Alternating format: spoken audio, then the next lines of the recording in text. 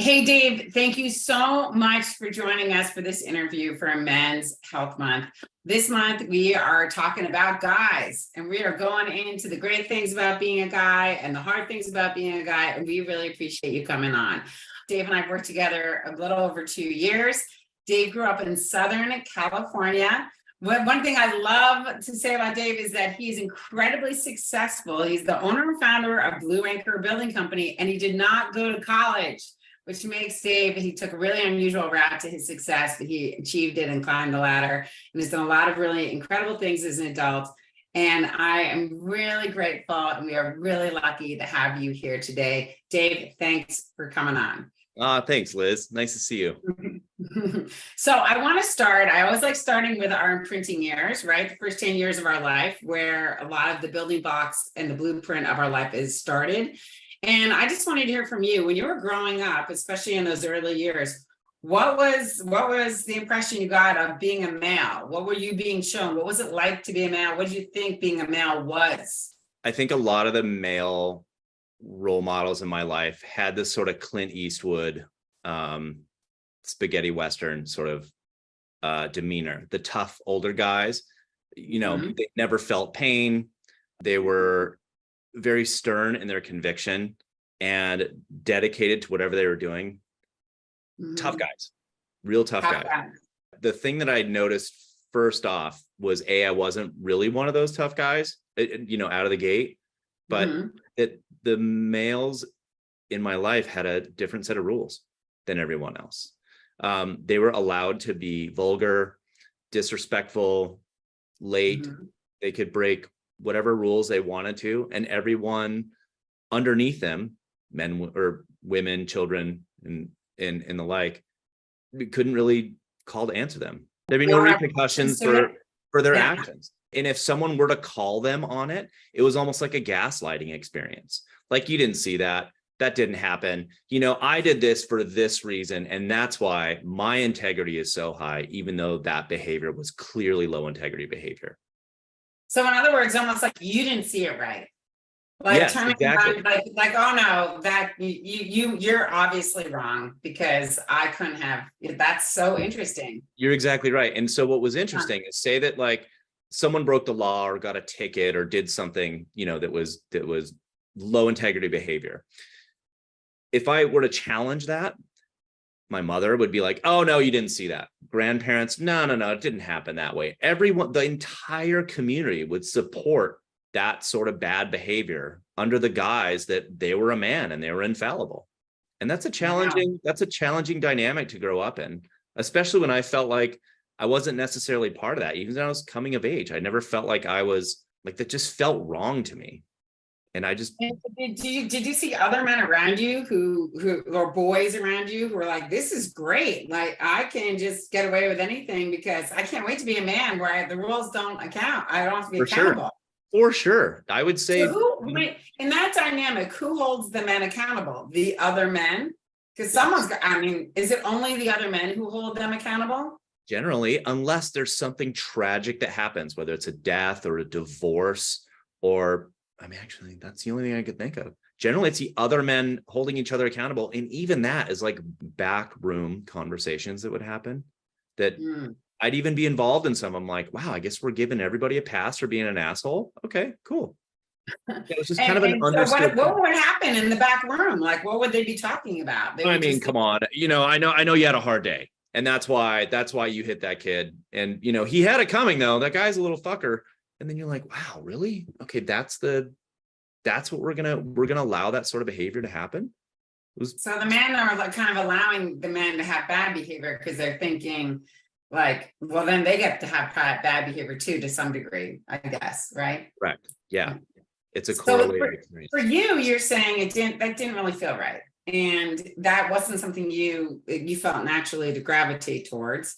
So how did that make you feel? Then it made me feel disassociated with that way of life. I never understood how I was supposed to evolve into that. And then quickly I realized that I would have to sacrifice some pretty key parts of my integrity to be able to operate at that level. And that wasn't something I was comfortable doing. Right. And it's interesting because earlier you said to me you felt like an imposter. And I think that's fascinating because what did you have to kind of fake it when you were around the men, knowing that this isn't really who you wanted to be? Sometimes, yeah. That, I mean, in the realm of like, so sports, for instance, right? Like all the things, the tough guy, the not accounting for, other people's feelings, all that is really rife in sports. And there's kind of a winner take all mentality. Doesn't matter what it takes to get it done. And that's a lot of the reasons that I was never in team sports, because I didn't want to involve myself in that. I felt like an imposter when I was playing baseball. I'm like, I don't like this ass slapping, high fiving, weird stuff that's happening. And everyone's just acting like a bunch of monkeys. This isn't what I find, this isn't engaging. So another thing I was asking you was how growing up, who did you gravitate towards? The other boys or the other or friends that were girls? And tell me a little bit about that, because if you didn't love all the guy stuff, then tell me what happens. Well, I love the guy stuff. I love like skateboarding, right? That was what I did when I was younger, skateboarding and bike riding and surfing, when I got later on in life. And that was all mainly men, because there's a great place for all that really masculine energy to go to. But you go to a party and I wanted to talk to women. They had a lot more interesting things to say. They would philosophize. They would actually read books and have interesting conversations. And guys were basically talking about the same things constantly. And a lot of those things just didn't interest me. And also, honestly, girls are really pretty and fun to talk to. Yeah. So it's interesting too, because you got your masculinity by being with the guys and being physical and having that fun and that connection. And you could even get your masculinity from being with the women and being attracted to them. Sure. But you didn't have to have that oppressive dominance of, I don't have to be held accountable to my behavior. So let me ask a question. How do you reconcile that as an adult now? Because you grew up watching men not be held accountable for their behavior. Yeah. There must be some part of you sometimes that feels like, why am I being held to such a high standard if that's what you saw all the time? Yes. Like are there moments you find you resent being held so accountable, where you think like, what is this all about? Just because you weren't naturally, and we haven't gotten here yet, but like you're a single dad, you've got 2 young girls, you are all in, you're doing it all. You're a mom, you're a dad. Like not only are you held accountable, you're the guy. I mean, you're amazing. You're an amazing guy. You're a great dad. You're running a company. You're doing the whole thing. So, but you have moments where you're going, hello, like. It'd be so much easier to start drinking more, or, to just not show up to every single event at my kids' practices or their school. But there is just some level where I am accountable because that's what feels right to me. Like gender aside, that's what really is important to me, is being accountable for everything, for everyone on my team, for my children, for the woman in my life. Like I want to be held to a very, very high standard of integrity and moral behavior at all times. And I expect that of the people that I hang out with too. Yeah, well, those people are really lucky, because especially overcoming your history, that's a pretty big deal. Yeah. So tell me, what do you think about the evolution of guys and being involved in families way more than probably your dad was involved in your family, and guys being held accountable in your generation? Dave, how old are you? I'm 46. What do you think about guys being held this accountable? Do you think it's been good for them? Do you think it's been hard for them? I think it's been hard. I mean, I grew up with father figures in general, like across the board in my family, that were fathers when they felt like it. And they got kind of a pass to go to work and do all the man stuff. And most of the women in our family didn't have jobs. So at that time, they were given a lot of liberties. And now it feels like we're fumbling towards excellence, but it's a lot of weight to carry, to be both a present father, someone who brings in enough money to live and do what you want to do in your day-to-day life, and then have something left over for maybe a spouse or a girlfriend and friends, or, God forbid, a hobby or something else. Yeah. Like, it's a lot to ask for. And so I'm constantly, I wouldn't say I'm lowering the bar, but I'm just giving myself a pass on, only surfing a dozen times in the last 6 months because that's Yeah. just not what I have time That's for. also probably why you would almost feel a resentment against it, because you watched men do whatever they wanted whenever they wanted. Yeah. And you're in today's world doesn't allow for that. I Do you mean, think quite honestly, it what's must have been amazing. I hate to say this, but it must have been amazing. You do whatever you want with impunity. Oh my God.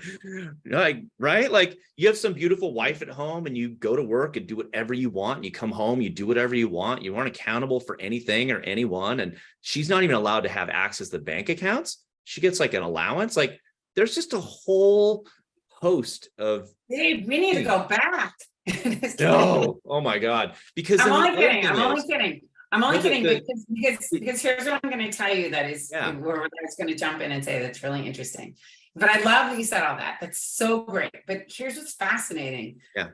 It doesn't actually create happiness for the No. men, even though that sounds like every guy right now, every guy who's listening to this is thinking, wow, I get so gypped. But Right. it really doesn't create happiness. Happiness really comes from doing the hard, from meaningful connection, and from having meaning in our life, right? Yeah. And those things didn't really create meaning because they allowed for so much bad behavior. And anytime you're having bad behavior, it doesn't feel good, no matter what. And the social isolation that goes along with that. If you're carrying all the weight of bringing in the money and, dealing with impunity, you don't have a partner as a wife. You have like an object that you come home and someone who raises your kids. And I don't want that. And I'm glad that we're not living in that society. I want a partner. I want a real connection with my kids. I want to really watch them grow up. I don't want to do with what my parents did, which is, no, I saw that game. I went to that graduation. Like I checked the box of being a parent. Like I actually, I heard someone at one point say that success is when your kids come home to you when they don't have to. They're adults. And I like that a lot. Yeah, that's great. Yeah. And tell me about fumbling towards excellence, because do you think dads today are happier? I think in the short term, no, I don't think they are. I think to be a really good dad, I mean, I have a lot of passions in my life: traveling, surfing, adventures, backpacking. All of those have had to go down to the 10% usefulness in my life. And the things that really bring my family stability and me happiness are things like making sure the kitchen's clean. Kids have, their backpacks are ready for the next day and they're prepared for their test on Friday. And it's really hard to check all the boxes. And so I think my idea of excellence now is much, much different than it was prior to kids. Prior to kids, I thought excellence was, maybe a lot of things and a lot of free time. And I have very little free time right now. Do you think you're happy, or do you think you're less happy because you don't have that free time? You know what I think? I think you need to change your mindset. I think the idea of happy is elusive. And I think that I take a lot of solace in the fact that I'm investing in my future, because I feel like what I'm really putting my energy into is something that's going to pay dividends for years and years. I'm hoping that the time that I put in with my kids and my family and my business and the clients that we're bringing in, I'm hoping that all of that manifests at some point, because I'm just doing it all for the right reasons. Well, let me just add this one thing. So what's interesting in listening to you talk about it is that this is one of the things that I've thought a lot for men is they need to, in order to evolve to the world of today. I mean, one of the great things we see in guys is that they have much better relationships with their kids.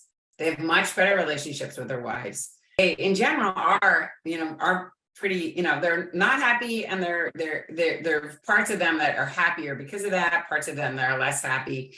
But some of it's just even shifting the mindset away from that time of just full on to recognize, no, this is going to pay such big dividends. And you should be happy in the investment you're making. I know the word happy is kind of silly, but like satisfied in the investment that you're making and seeing the good results that are coming from it. And you have teenagers too. So, that's also a very stressful time.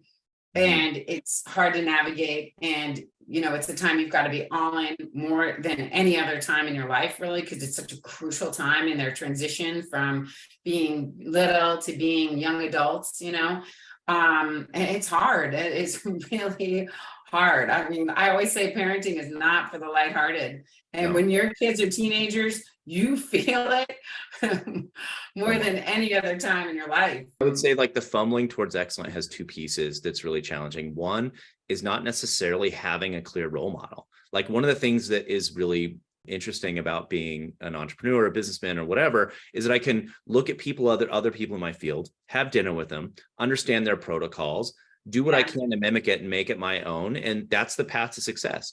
Parenting, on the other hand, it's very, very different having an enraged teenager come home and getting the answers out of a book.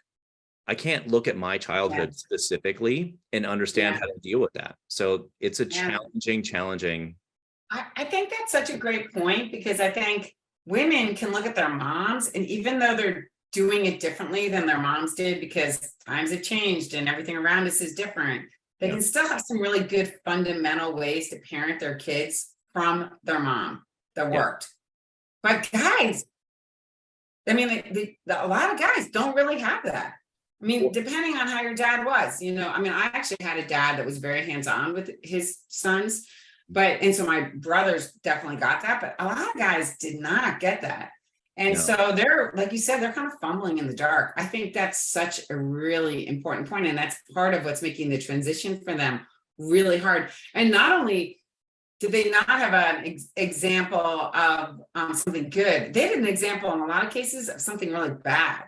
So they're actually, not only are they working, they're not working from a blank slate, they're working to overcome habits that were really bad so that they can be much better today. And that's a lot harder. And I coach a lot of guys who I constantly have to override instincts that are really bad. And I coach a lot of older men who are now going back to recover relationships with their now young adult sons and daughters, because they didn't know any better when they were doing that parenting.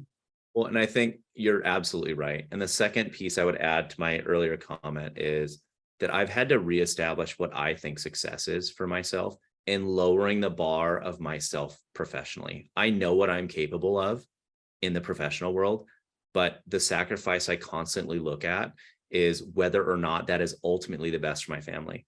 If my company's 5 times bigger, easily I could do that. But my attention would be distracted. So that leads me into this other question, which is, how do you think men get power in today's world? In today's world, well, I think in my view, I feel like there's a triangle of power, or a triangle essence of power. One end of the triangle is having some sort of desire or motivation to move you forward.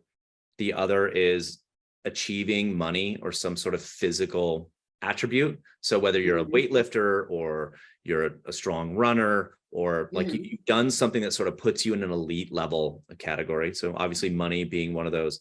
And then the vulnerability piece of that. So that's this triangle. And I don't think that you can have the vulnerability piece and have it carry into power unless you have one of those other two attributes. So you don't think, one of the things we definitely see in coaching is very hard for men to get vulnerable, but we definitely see that, at least societal wise, men get a lot of power and a lot of recognition for money. Agreed. Definitely money. And then, as you've said, also physical attributes like being successful in sports. Or something physically, like you had mentioned to me, big wave surfing, like you really admire big wave surfers, or men who are really good at something physical, right?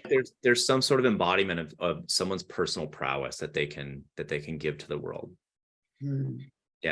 Artists. And that's in a lot of conflict that can be in conflict with vulnerability. Now, we know from vulnerability, you grow and you evolve and you can take feedback and get to the next level. When I was younger, I wanted to be a stockbroker because I love the numbers and I love the psychology of it. But I hung out with stockbrokers for a while and I'm like, I can't do this. I couldn't do that sort of, there was no vulnerability, and it was a lot of posturing and a lot of like weird ego stuff. And I wanted nothing to do with it. That's really, really right. It went back to that world that you were talking about. Any final thoughts on guys today and any of the challenges they face, or any of the great aspects of being a guy today that you're experiencing from your generation? I think the great aspect is that we have a richer life. Like truly, there's like moments. I think now that my youngest daughter is 10, like I was in a toy store the other day during workday, and I was in there and I was thinking this might be the last time she's in a toy store. And I just have these like little moments that carry me a long way. So I feel like those kind of times that we all get to experience as present parents really enrich our lives a lot more than the credit is given for. And I think that if I were to give advice to anyone in this space, just be really kind to yourself. Like if you focus on your family and what is really best for them, you might have to take some ego pot shots, but ultimately it's worth it. Yeah, that's great. I love it. Any other things that you think men need to strive to help them grow that vulnerability, just being kind to themselves and thinking anything I else think being kind to themselves. And then I feel like once you get to the point where you can bring more vulnerability into your life, pushing back on some of those paradigms that are in the stockbroker worlds or in the, whatever, the worlds where there's a lot of high power and a lot of accolades being given to massive egos, being able to push back in that a little bit. Yeah. Good. Well, Dave, this was fantastic. I really appreciate you coming on. It was so much fun. Hearing your perspective was just so eye-opening and wonderful. And I know all the guys listening in are going to love it. And I think the ladies are going to like it too. So thanks so much. I really appreciate it. And I really appreciate you. So thank you. Liz. All right. Take good care. You too. Bye.